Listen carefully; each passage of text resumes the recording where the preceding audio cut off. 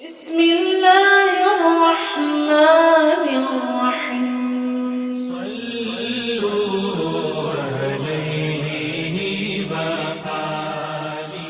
صحیح بخاری حدیث نمبر 321۔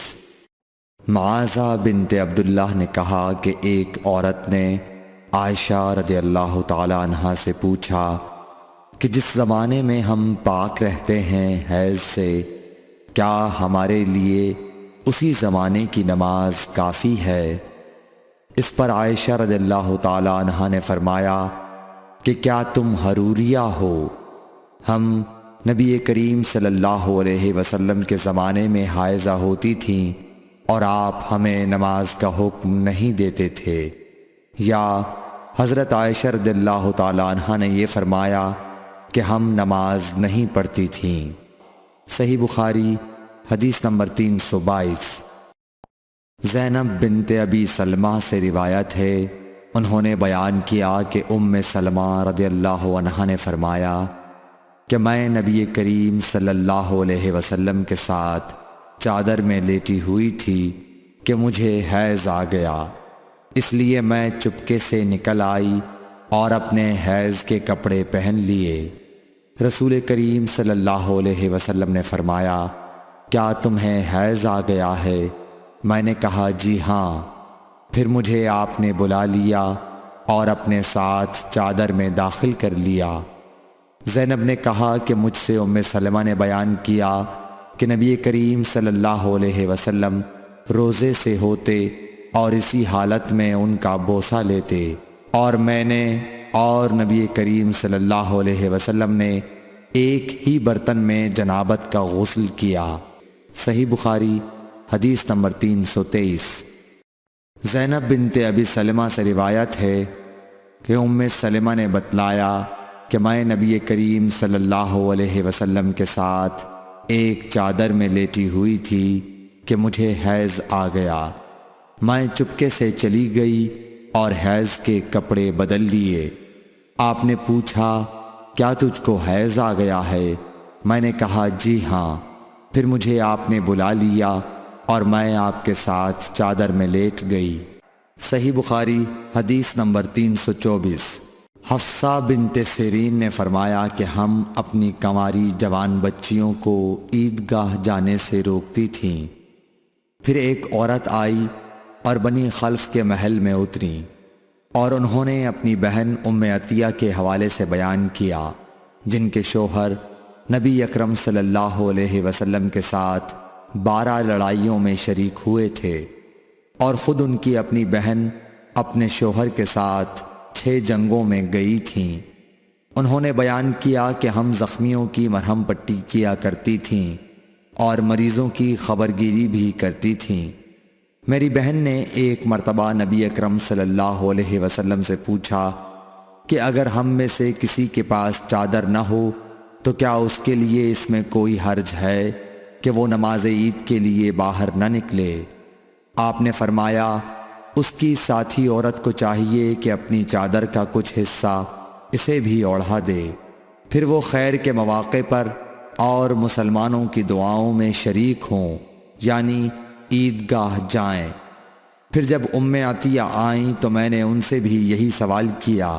انہوں نے فرمایا، میرا باپ آپ پر فدا ہو، ہاں آپ نے یہ فرمایا تھا۔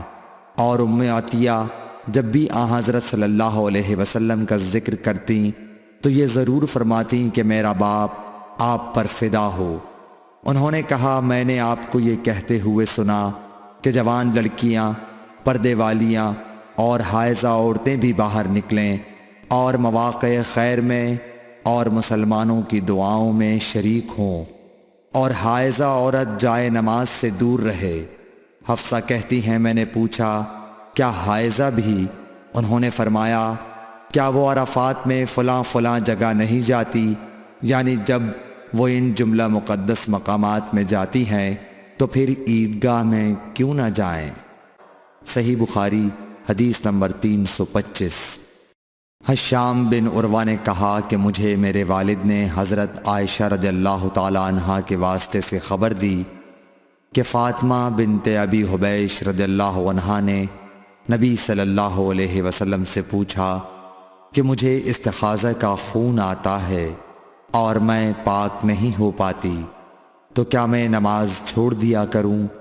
آپ صلی اللہ علیہ وسلم نے فرمایا، نہیں، یہ تو ایک رگ کا خون ہے، ہاں اتنے دنوں میں نماز ضرور چھوڑ دیا کرو کہ جن میں اس بیماری سے پہلے تمہیں حیض آیا کرتا تھا، پھر غسل کر کے نماز پڑھا کر۔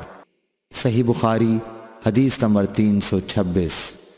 محمد بن سیرین نے بیان کیا، وہ ام عطیہ سے، آپ نے فرمایا کہ ہم زرد اور مٹیالے رنگ کو کوئی اہمیت نہیں دیتی تھیں۔ صحیح بخاری حدیث نمبر 327۔ حضرت عائشہ رضی اللہ تعالی عنہا سے، جو آن حضرت صلی اللہ علیہ وسلم کی بیوی ہیں، روایت ہے کہ ام حبیبہ 7 سال تک مستحاضہ رہیں۔ انہوں نے نبی کریم صلی اللہ علیہ وسلم سے اس کے بارے میں پوچھا تو آپ صلی اللہ علیہ وسلم نے انہیں غسل کرنے کا حکم دیا اور فرمایا کہ یہ رگ کی وجہ سے بیماری ہے، پس ام حبیبہ ہر نماز کے لیے غسل کرتی تھیں۔ صحیح بخاری حدیث نمبر 328۔ حضرت عائشہ رضی اللہ تعالی عنہا سے روایت ہے کہ انہوں نے رسول کریم صلی اللہ علیہ وسلم سے کہا کہ حضور، صفیہ بنت حی کو حج میں حیض آ گیا۔ رسول اللہ صلی اللہ علیہ وسلم نے فرمایا، شاید کہ وہ ہمیں روکیں گی، کیا انہوں نے تمہارے ساتھ طواف زیارت نہیں کیا؟ عورتوں نے جواب دیا کہ کر لیا ہے۔ آپ نے اس پر فرمایا کہ پھر نکلو۔